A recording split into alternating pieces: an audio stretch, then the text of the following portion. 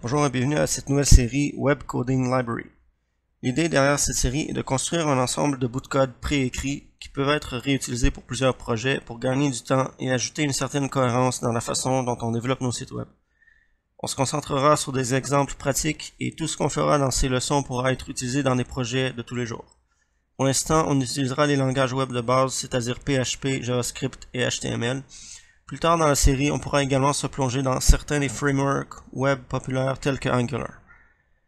Si vous avez besoin d'une introduction au langage que j'ai mentionné ou au développement de sites web, vous pouvez vous référer à mon autre série Web Languages in a Nutshell. Les bibliothèques seront entièrement terminées avant qu'on commence à les examiner, et les leçons porteront sur l'analyse et l'explication de leur contenu plutôt que sur leur rédaction. Elles seront également uploadées et mises à la disposition de tous. Une chose qui revient sans cesse dans la plupart des projets web est la base de données. Donc notre bibliothèque inclura un modèle CRUD, c'est-à-dire un ensemble de fichiers qui nous permettra d'ajouter des capacités de lecture et d'écriture de bases de données à nos sites web.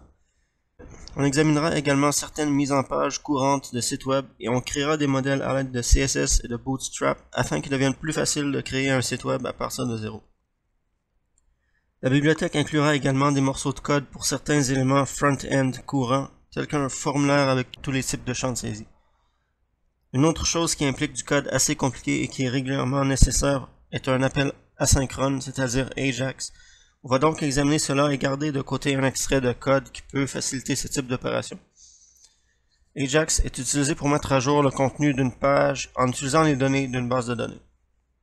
Afin de gérer l'enregistrement et la connexion des utilisateurs, on va préparer un ensemble de scripts de bases de données qui vont créer des tables de base et des procédures stockées, ainsi que du code côté client et côté serveur pour permettre à l'utilisateur de s'inscrire ou de se connecter à nos sites web.